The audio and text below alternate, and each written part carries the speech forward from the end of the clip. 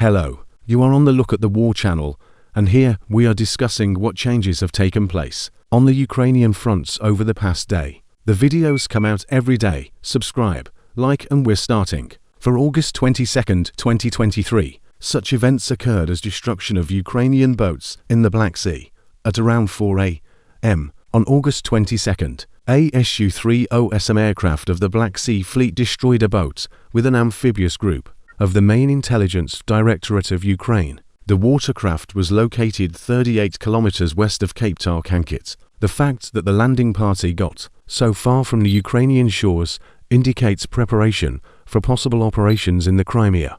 A couple of hours later, a MiG-29 fighter of the Russian Aerospace Forces destroyed another Willard-type boat, previously supplied by the Ukrainian Navy from the United States. This Willard was discovered 40 kilometers east of the island of Snake. Most likely, he was transporting personnel to one of the empty offshore platforms, which, apparently, the enemy uses for military purposes. According to some reports, not one boat, but two were destroyed to the east of Snake Island.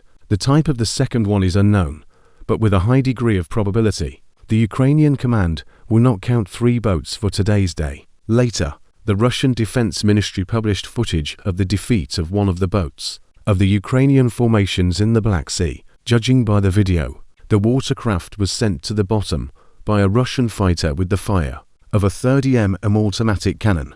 The crew of the aircraft clearly demonstrated their skills by destroying a maneuvering and relatively slow-moving boat from the onboard weapons. There were almost no other options. Aviation anti-ship missiles X-31-35s would hardly have captured such a small target. The Ministry of Defense of the Russian Federation promptly posted the footage just a few hours after the statement about the sinking of Ukrainian boats with troops, the situation on the front line and the fighting. A Ukrainian sabotage and reconnaissance group tried to break through the state border of Russia in the Klimorsky district of the Bryansk region. According to the governor of the region, the units of the FSB Border Management, the Ministry of Defense, and Rosverdea repelled the attack. The Russian channel Shot clarifies that around 12:50 a group of 8 saboteurs tried to cross the border near the villages of Sushny and Zobram. According to MASH, an hour before the attack, Klimorsky and the neighboring Suzemsky district were fired from mortars. In the Kupiansk sector, Russian troops continue to attack defensive lines in Sinkhavka and south of Olshan. The offensive is complicated by the fact that the terrain is located in a lowland relative to the positions of the Apu on the right bank of the Orskol River. Positional clashes continue on the southern outskirts of Klashevka. The units of the armed forces of the Russian Federation strike at the forward strong points and warehouses of the BC of the armed forces of the Russian Federation, preventing the enemy from assembling a striking fist for a counterattack. As a result of the unsuccessful offensive, several surviving Ukrainian soldiers were captured. The Ukrainian armed forces tried to advance in small groups in the direction of Yagodnoye, but had no success. Cluster munitions are actively used on Russian positions. There were shots of 2 destroyed Russian tanks with cluster munitions. The regrouping of Ukrainian formations continues at the Vremyevsky site, accompanied by periodic attacks on the positions of the armed forces of the Russian Federation in the area of the Harvest. The purpose of the Apu in this area remains the same: to exhaust the defending Russian units and break through the shelter Cherished Desire line. In the forest belt in the area of Staromayorsky, Russian artillery hit an ammunition depot and clusters of the armed forces. As a result of losses in this area, the 253rd Battalion of the TRO was withdrawn for additional staffing. The 230th Battalion of the 128th Brigade of the TRO arrived to replace it. There was a Ukrainian rotation. Fierce fighting continues in Rabasino. The Apu is trying to gain a foothold in the village by attacking tactics with small assault groups. Today, Ukrainians have started to publish videos from Rabasino talking about control over the village, but it is probably not about full control. The assault detachments of the 80 Odzhba really gained a foothold on the northern outskirts, and periodically the Apu tries to attack the positions of the armed forces of the Russian Federation in the south, but at the moment the attacks are repulsed. Most of the village is located in a grey zone, which is hit by artillery and aviation. To the east of Werkano, battles with the use of shooting on landings are also noted. In this area, enemy forces strike at the Apu. A similar attack attempt was made in the southeast of the Chubenkov beam line, where the Russian armed forces repulsed the attack. The military paratroopers of the 82nd Brigade suffered losses and evacuated the wounded and killed by installing a smoke screen. However, reinforcements from the 118th Separate Motorized Rifle Battalion of the 10th Army Corps Group are stationed in Malaya Tokmak, which are preparing for a breakthrough by the second wave, and they will probably join the battle when there is a breakthrough on the work recruitment line.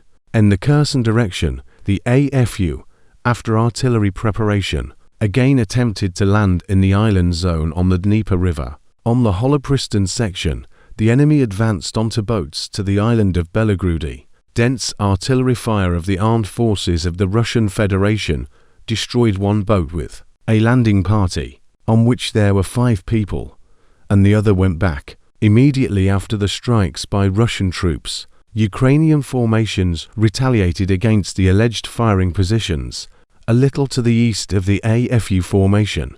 2 boats landed on the island of Melki to the southwest of Kherson, where they immediately started equipping an observation post. Artillery and mortar crews covered them with fire. In the northeast of the Kherson region, 2 high-speed boats will be delivered in the vicinity of Mikhailovka in the near future.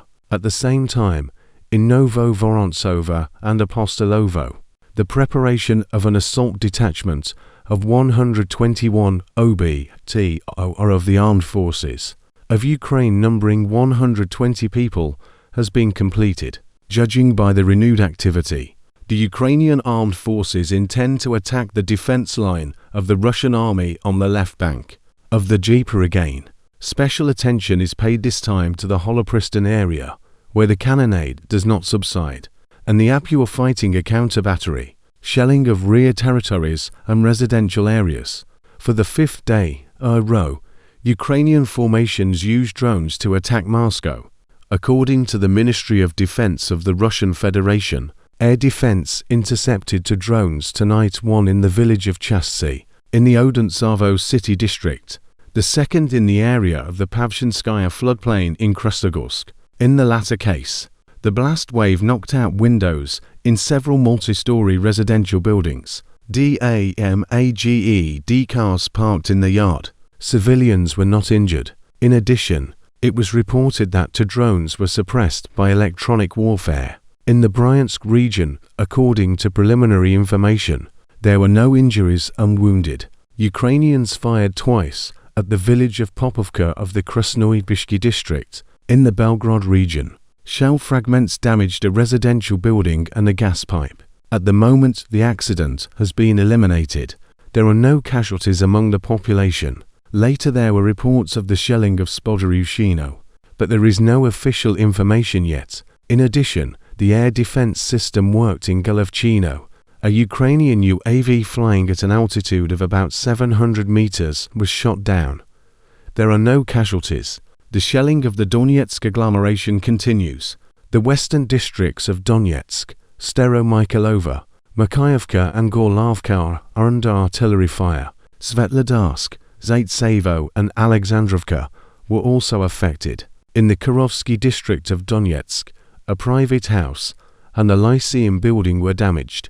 The Ukrainian armed forces continue to shell the infrastructure of the left bank of the Dnieper every day, firing at least 30 shells at Kakhovka, Gonostaevka, Novaya Kakhovka, Sogas and Solonets. At the same time, an extreme level of fire danger remains in the region, which complicates the extinguishing of fires after rivals.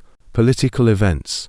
The Swiss newspaper Le Temps reports that the Ukrainian authorities have completely banned the admission of foreign correspondents to the front line without written permission from the Commander-in-Chief of the Armed Forces of Ukraine Zaluzhny. The decision, according to the authors of the note, was made due to the high losses in manpower and equipment during the Ukrainian counter-offensive, as well as due to the lack of success in breaking through the Russian defense. Separate articles about the tightening of censorship against the background of the Apu offensive appeared in early June. For example, Semaphore complained that critical materials from NBC News The New York Times, CNN, and The New Yorker provoked threats and sanctions against journalists. They were recalled and henceforth not allowed to go to the front. At the end of June, The Intercept raised the topic, complaining about the impossibility in the current conditions to cover the reality of the war. At the same time, this story itself is not new and is quite justified from the point of view of the logic of the military command. Each such operation is accompanied by a restriction of access for the media.